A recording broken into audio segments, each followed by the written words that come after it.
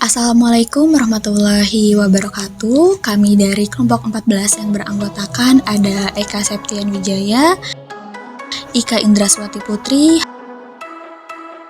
Hamad Muhyiddin Fahrizaldi, Kevin Abdul Ghani, Meida Rahmawati, Robi Muhammad Fajri, Ronan Tampati, Siba Permatasari, Siti Marwah, dan Wisal Zailani akan mempresentasikan hasil kerja kami terkait materi praktikum statistika inferensial, yaitu ada regresi sederhana, regresi berganda, independent t-test, dan priority test, korelasi sederhana dan korelasi berganda, dan yang terakhir ada one way ANOVA. Berikut video hasil kerja kelompok kami.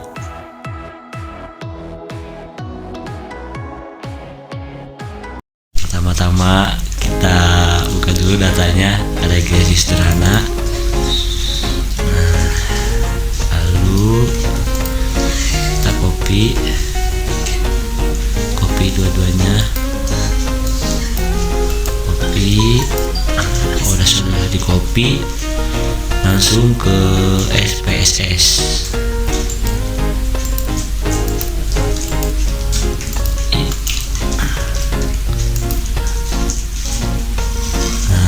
Di copy semuanya datanya ke SPSS, langsung ke analyze, langsung ke regresi linear. Kalau kinerja di dependent, kalau kepuasan di independent, klik OK. Kalau sudah muncul semua, lalu kita ke graf, ke regresi dialog. Nah, regresi dialog ke scatter, pilih simple scatter, lalu define kinerja di Y, kepuasan di X, klik OK. Nah, udah muncul titik-titik kecil, klik 2 kali, klik ini garis. Nah, udah muncul, close. Nah, kita lihat di tabel ANOVA ini untuk uji hipotesisnya, kalau H0 ditolak berarti dia di bawah 0,05. Nah, kemudian taraf signifikasinya lihat di ANOVA, kalau di bawah 0,05 berarti H0 ditolak. Nah, kalau ditolak berarti ada pengaruh antara kepuasan kerja dan kinerja. Situ lanjut ke koefisien, persamaannya kita masukkan Y sama dengan A tambah B dikali X, berarti Y sama dengan A nya 49,152 ditambah kepuasan kerjanya 0,841 dikali 0,007. Nah, artinya kalau kepuasan kerjanya naik 1 berarti 0,856 ditambah 53,843. Kalau kepuasan kerjanya naik 10 berarti dikali 10 dikali 0,56 ditambah 53,843 dan seterusnya. Nah, sudah, kita lanjut ke model summary. Kemudian kita mau tahu nih berapa besar kontribusinya.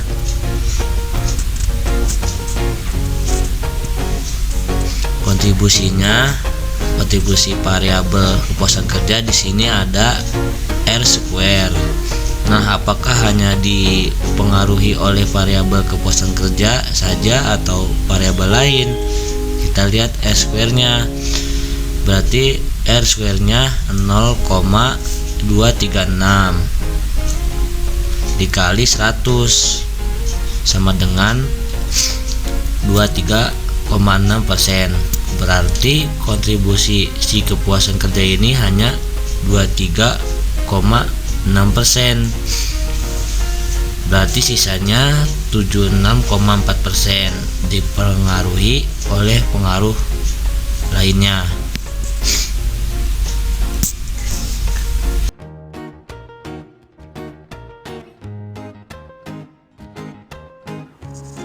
Baik, saya Kevin Obregani akan melanjutkan tentang regresi berganda. Kita langsung saja. Pertama-tama kita buka datanya.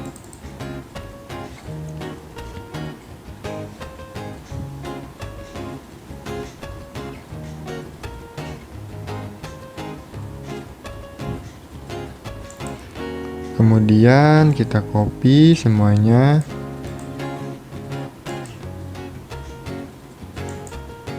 Kita ke SPSS.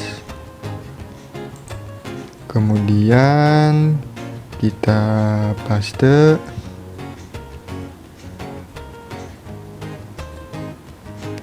Pilih yang paste with variable name.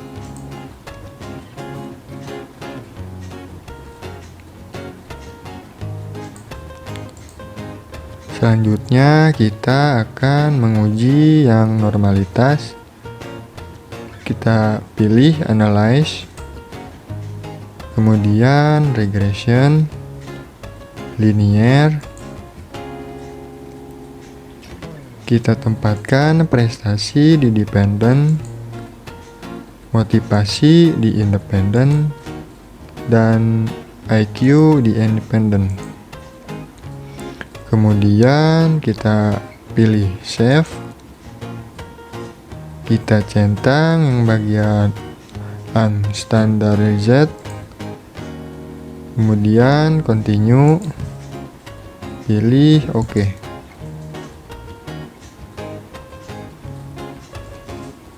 Kita langsung saja karena yang dicari hanya res 1.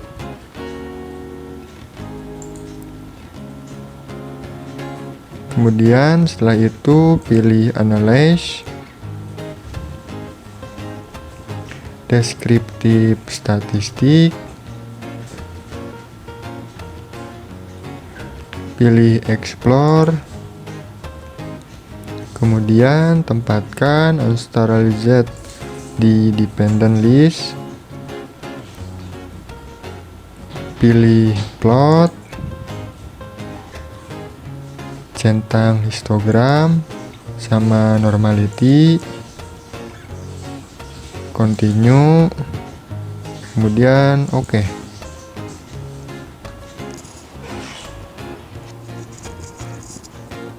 Setelah datanya terinput, kita bisa lihat di bawah yang bagian test of normality itu signifikannya 0,424 yang bagian Severe Work, sementara yang bagian Kolmogorovnya itu 0,200. Kita akan memakai yang signifikan yang Kolmogorov. Kemudian selanjutnya kita akan menguji yang linearitasnya. Kita kembali ke datanya.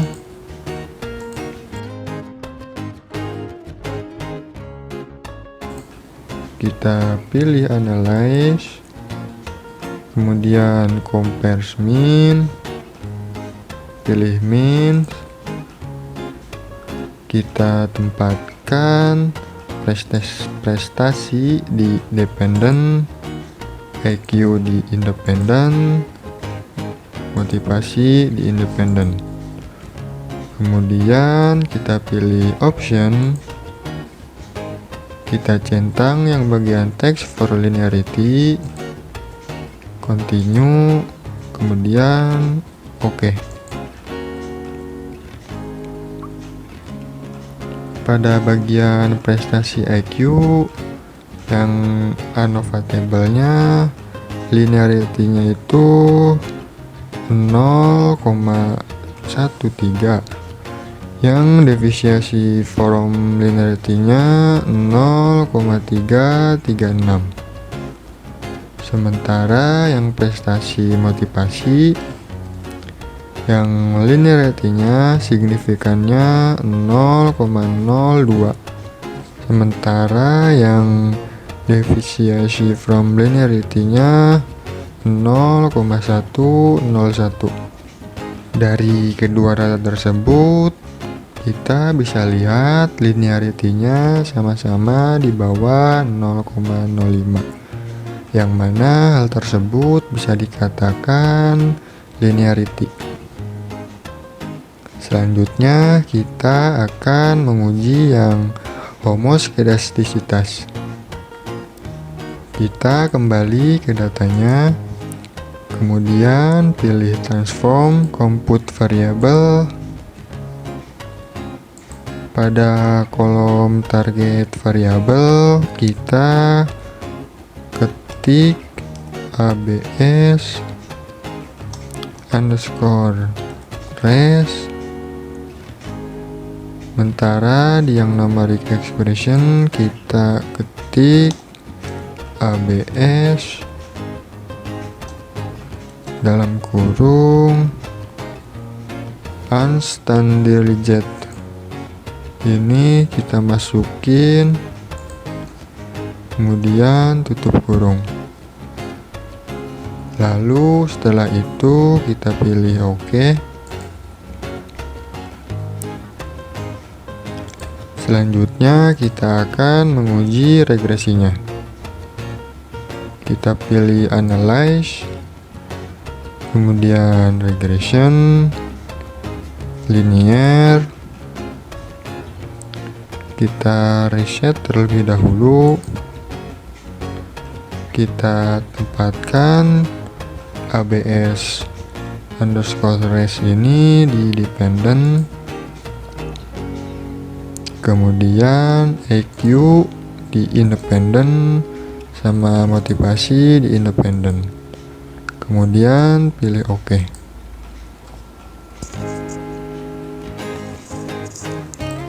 Setelah datanya terinput, kita lihat yang ANOVA-nya itu regresinya signifikannya lebih dari 0,05, yang mana artinya variabel-variabel lain itu mempengaruhi variabel prestasi.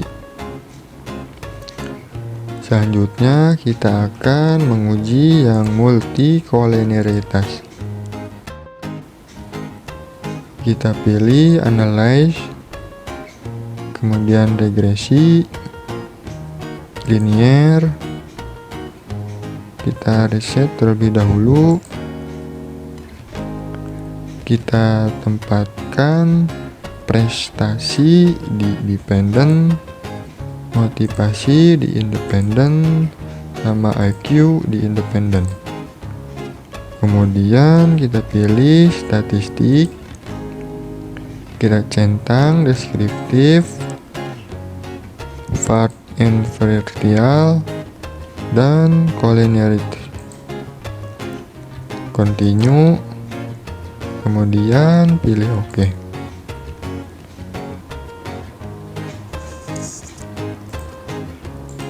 Setelah itu kita ke bawah, kita lihat yang medal sumarinya itu yang bagian R 0,687, sementara yang R square nya itu 0,472. Yang R square ini yang mana 0,472 itu dikali 100%, sehingga hasilnya itu 47,2%. Kita ke bawah lagi, yang bagian koefisien. Di sini kita lihat yang motivasi signifikannya itu di bawah 0,05. Yang EQ juga di bawah 0,05. yang mana artinya hal tersebut bisa dikatakan EQ dan motivasi ini sangat berperan dalam prestasi. Bisa kita lihat di sini yang VIF-nya itu kurang dari 10, yang mana hal tersebut tidak ada uji kolenialitas.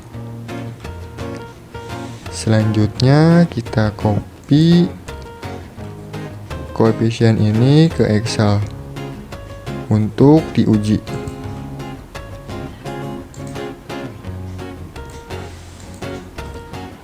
Kembali lagi ke output yang tadi, kita copy yang model Sumari,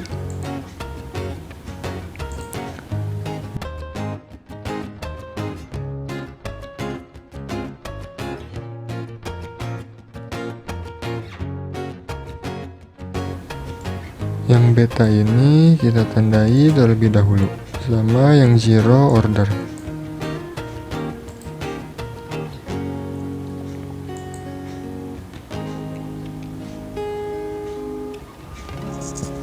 Kita copy yang motivasi sama yang EQ-nya.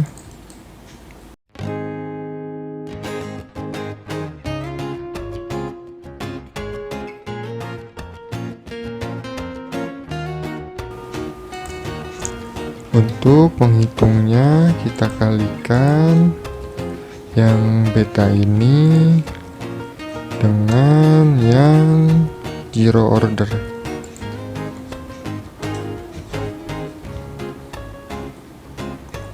Kemudian yang EQ juga sama seperti yang tadi.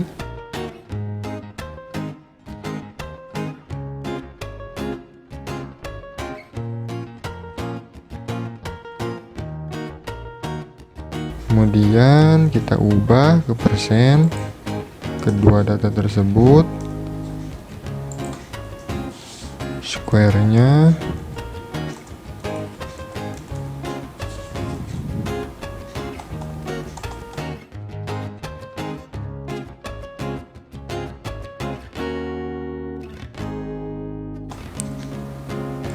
kita jumlahkan kedua data yang tadi,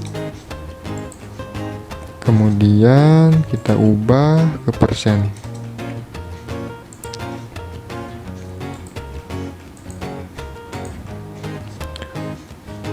Untuk mengetahui variabel lainnya, kita ketikkan angka 1 lalu diambil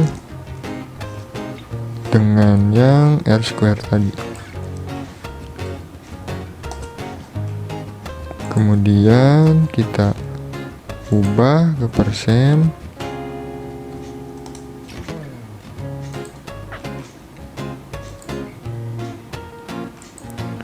Sehingga bisa kita lihat yang motivasi itu 27%, yang EQ 21%, yang R² 47%, yang variabel lainnya itu 53%. Kita bisa memasukkan ke dalam rumusnya, yang mana rumusnya itu adalah Y sama dengan A ditambah B1X ditambah B2X. Tinggal kita masukkan saja angka-angkanya. Yang A itu 56,160.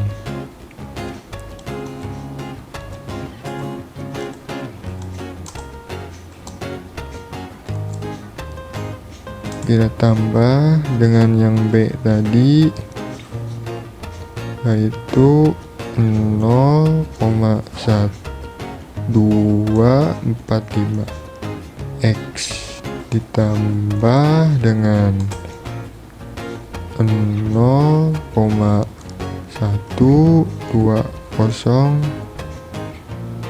X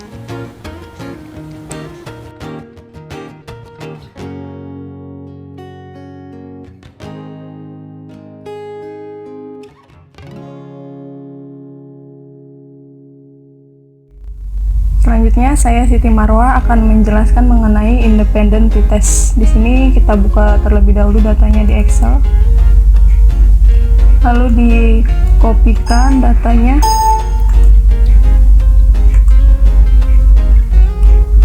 Copy ke SPSS-nya.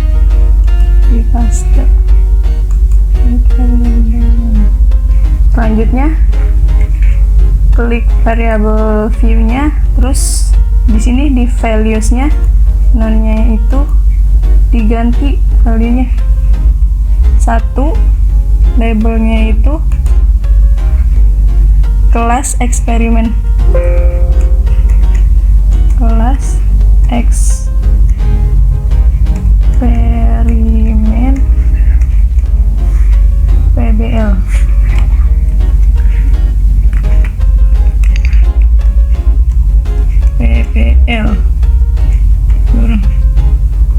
Di add.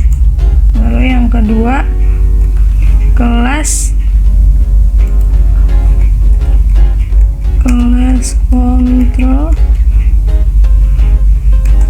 konvensional.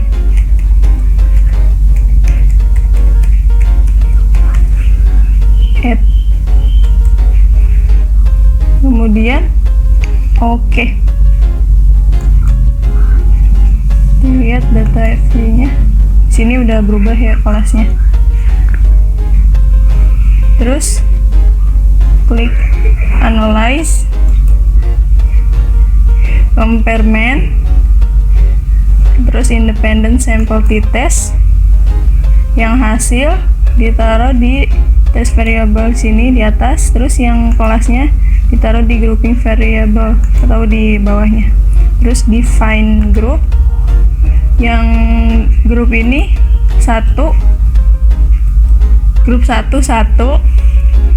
sini, yang grup keduanya 2 ya. Terus continue, lalu klik OK. Nah, di sini diperoleh datanya.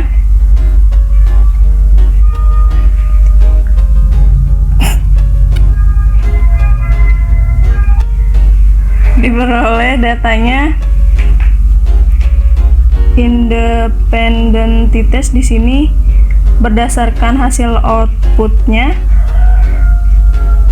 signifikasi F. Di sini signifikasinya itu 0,381, yaitu lebih besar dari 0,05. Berarti signifikasi T dilihat pada kolom equal variance assume atau datanya itu homogen atau tidaknya, di mana signifikasi T adalah sini 0,00, yaitu lebih kecil dari 0,005, yang berarti ada perbedaan antara kelompok kontrol dan kelompok eksperimen. H0-nya sama dengan tidak ada perbedaan pengaruh metode belajar konvensional, atau H0-nya itu ditolak dan H-nya ada pengaruh, yaitu H-nya diterima.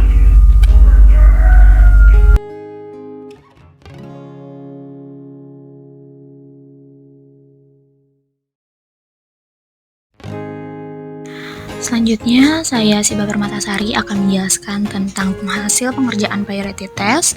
Pertama-tama, kita buka dulu datanya. Data yang telah tersedia di copy. Setelah di copy, masuk ke SPSS, lalu pastekan datanya.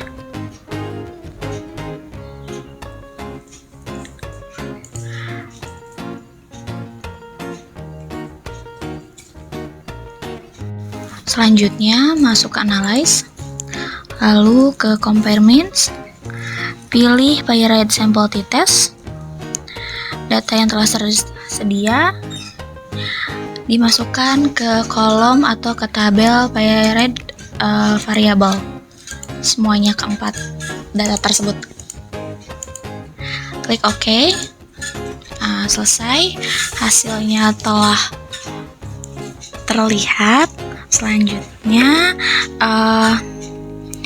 Pada tabel yang diperoleh hasil dari post-t-test dan pre-t-test kelas eksperimen sebesar 0,000, maka data lebih kecil dari 0,5. 0,000 lebih kecil dari 0,05, maka HO ditolak. Artinya, ada perbedaan hasil t-test. Ada perbedaan hasil tes pada kelas eksperimen PBL, begitu juga pada kelas kontrol yang mana signifikasinya yaitu 0,000 lebih kecil dari 0,05.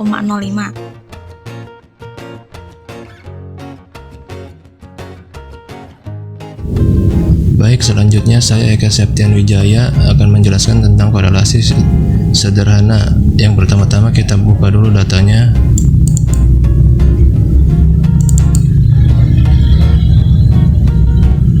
Kemudian kita blok dari A ke C. Kemudian kita klik kanan, copy. Kemudian kita ke aplikasi SPS. Kemudian kita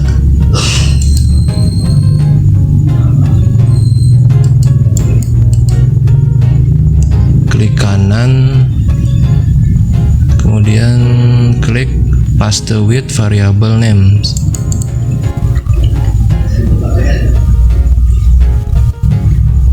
Kemudian kita klik analyze.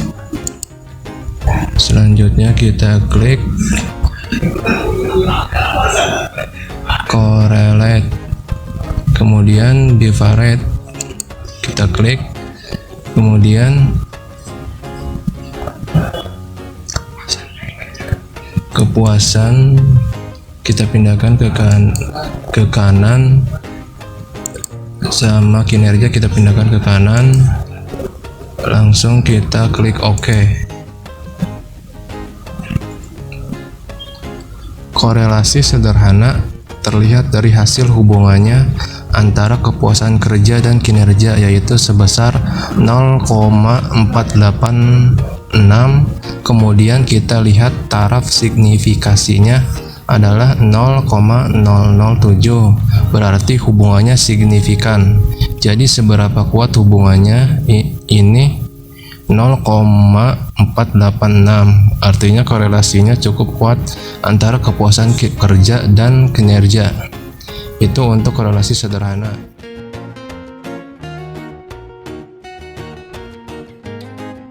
Baik, nama saya Meda Darmawati. Saya akan melanjutkan input yang tadi ya. Lalu kita lihat lagi datanya, terus kan kita langsung ke analyze aja, terus langsung ke regression, terus ke linear. Nah, terus yang di atas itu kinerja, yang dependennya, terus yang independennya itu kepemimpinan dan kepuasan. Lalu ke statistik, diklik, terus ke R-square dan change, itu dicentang, lalu continue, terus kita klik OK ya. Nah, ini korelasinya antara kepemimpinan transformasional dan kepuasan kerja itu sebesar 0,535. Kita lihat signifikasi ini 0,010 F change ya, F change-nya 0,010 itu di bawah 0,05, artinya signifikan. Jadi korelasinya signifikan kita bisa lihat dari S-square, dari 0,535 dikali X 0,535, artinya 0,287. Seberapa besar sih kontribusinya antara kepemimpinan transformasional dan kepuasan kerja? Kalau dua ini, seberapa besar sih kontribusinya dalam mempengaruhi si kinerja, mampu menjelaskan variannya, dan R-square-nya dikalikan 100, jadinya 28,7. Nah, sisanya itu jadi 71,3 dipengaruhi oleh variabel lain. Selanjutnya saya Hamad Muhyiddin Fahrejali akan melanjutkan menjelaskan one way ANAVA. Langsung saja untuk kita pertama buka filenya yang akan dipakai.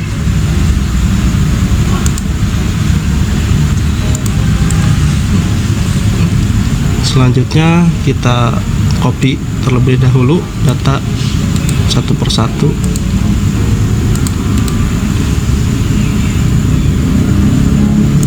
Copy atau klik satu untuk iklan di atas.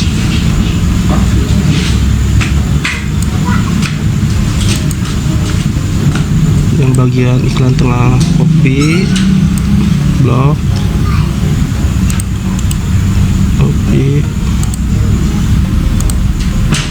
Itu untuk yang iklan di tengah nomor 2. Dan yang iklan di bawah blok dulu. Paste. Yang selanjutnya nomor 3, iklan di bawah. Terus selanjutnya kita namai ingatan.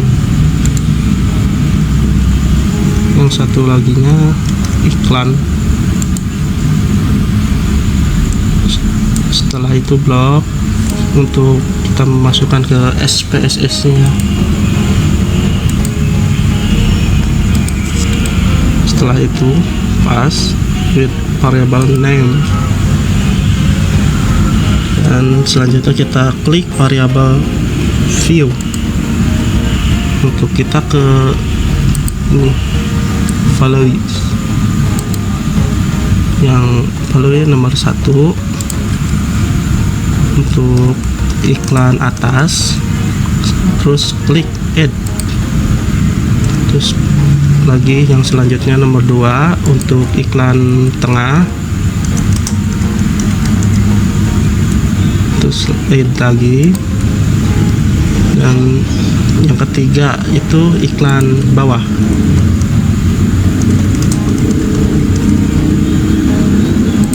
Terus add dan selanjutnya oke. Dan kita kembali ke data yang tadi yang awal ya, view yang SPSS.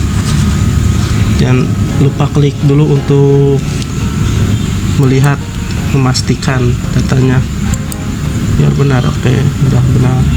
Dan selanjutnya analyze, compare means, dan selanjutnya one way ANOVA, yang dependent list, yang ingatan kita masukkan, dan selanjutnya yang iklan itu masuk ke faktor, dan tahap selanjutnya option. Terus kita klik decryption dan homogen of variance test, continue, dan satu lagi post hold, save,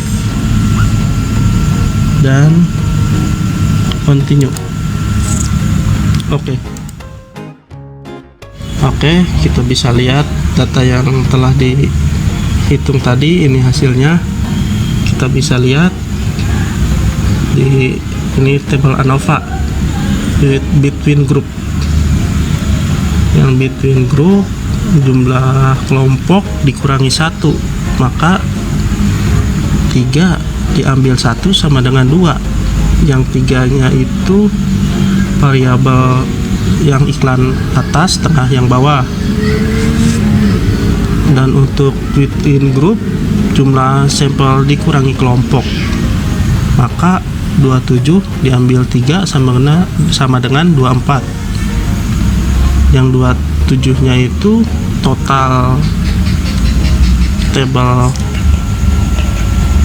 data yang tadi.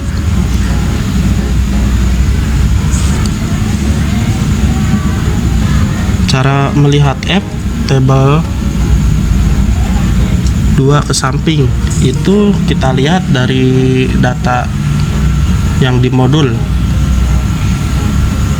Jadi cara melihat F table 2 ke samping Selanjutnya 24 ke bawah dengan taraf signifikansi 5%. Maka didapatlah tabel 3,40 sehingga F 6,846 kurang lebih besar 3,40. A0 nya ditolak. Ada perbedaan letak iklan dengan ingatan. Begitu juga dengan taraf signifikansi 0,004 lebih kecil daripada 0,05. Artinya H0 ditolak dan HA diterima.